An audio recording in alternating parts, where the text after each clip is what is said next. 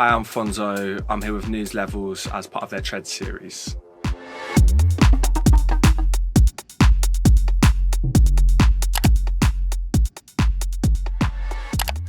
Yeah, so my name's Fonzo. I've been making music for about 8 or 9 years, Bristol-based via Brighton.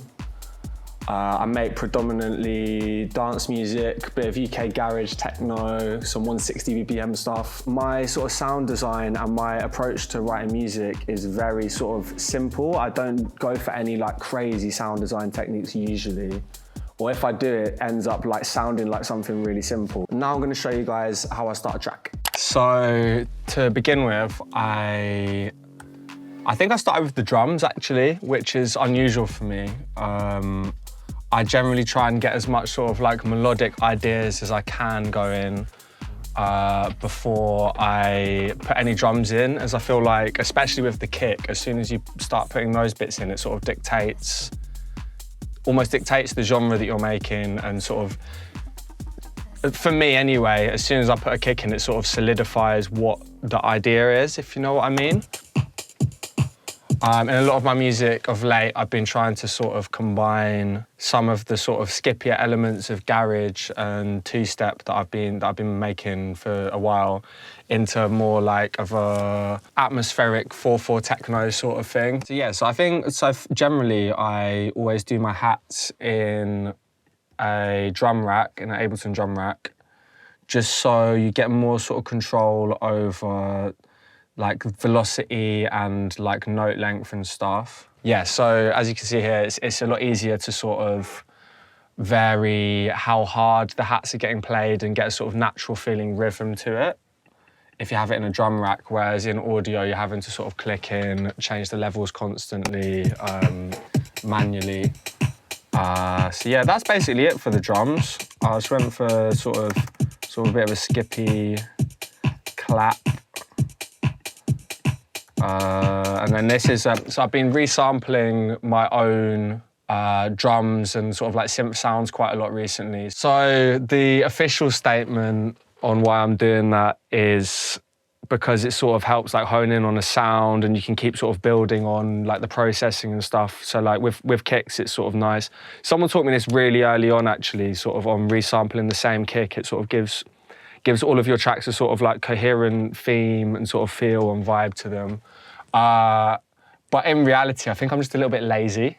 Like, I think I just can't be bothered to find like new sounds that I like. So if it's broke, don't fix it, innit? Just whack in something from an old track. So I tend to suffer from creative block quite a lot. And I think part of that is because I don't sort of have a set like ideas creating process. Which can be detrimental sometimes, but it also means that I have quite a varied sort of approach to producing. I don't sort of fall into many habits, I don't think. Lately, I tend to sort of have an idea in mind before I even open the door. I tend to sort of, like while I'm not making music, sort of come up with ideas of like melodies or like samples I want to use, and then come into a session with that idea already in mind. I use a lot of sort of like moody textures and like film samples and stuff.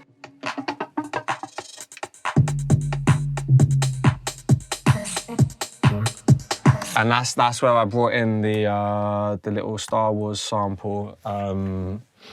Just as sort of, I like using little snippets of vocals, even if it's not that discernible what they're saying or what it's even meant to be, because it's just, people just like hearing the human voice. Like that's something that I think my dad told me when I first started making music. He was just like, yeah, people absolutely love hearing the human voice, whether they're sort of like consciously thinking about it or not.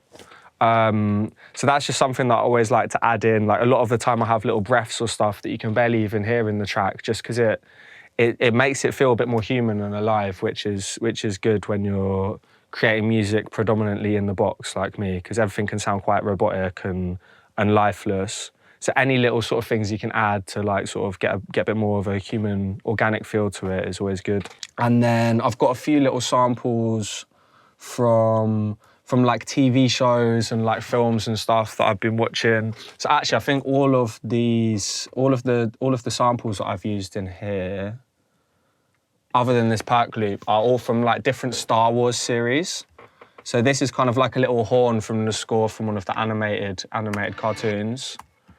And then I think towards the end of the session, I got in this little sample from the Ahsoka series, which is just, it's completely like, it's completely unrecognizable, but I feel like when you use samples in that way, sort of more for the texture of it and to sort of like bring in the atmosphere from maybe like a film or TV show or whatever that you've been watching, I feel like that adds to the texture of the track without sort of being an overt sample. So like, instead of sampling for it to sound like, oh, that he sampled this thing or whatever, I like to use things in a bit more of an incognito way and sort of just use them for the texture and sort of the vibe of the source material. But yes, this is a perk loop that I sampled from something, and I've just sort of tightened up the transients on the sound with the Beats warp mode, which is it's almost like having a transient shaper built into the sample editor. And that just gives it that sort of more staccato, sort of bumpy feeling. Yeah, it's really powerful, this warp mode, because it's almost having like a transient shaper that you can just quickly whack on any audio file that you've got in there. There's all sorts of different settings that can give it different rhythms and just interesting stuff like that. So one thing I wish I knew when I'd started producing is the importance of being able to let things go and not sort of dwell on oh, I don't think this track is quite good enough, I don't think it sounds like this person, I don't think it sounds as good as my favourite artist. It's important to sort of work towards that to an extent, but not base your whole worth and output on striving to perfection. When I've reached that point for me, I have to leave a track a few days and then listen back to it with fresh ears and just listen through. A lot of the time, not even in the door, I have it like exported so I can just listen through it with no distractions. I'm not thinking about what I did to this thing, what I did to that. Just listen to the whole thing objectively through a few times. Maybe just like go back in and tweak a couple things and then just leave it, just be done with it. As long as the vibe is there and the initial idea is good, an extra like couple weeks or months in some cases mixing down a track isn't gonna make anyone like it anymore, I don't think. So I'm Fonzo, I've been chatting with you for Noods Levels as part of their Tread series. Thanks for watching.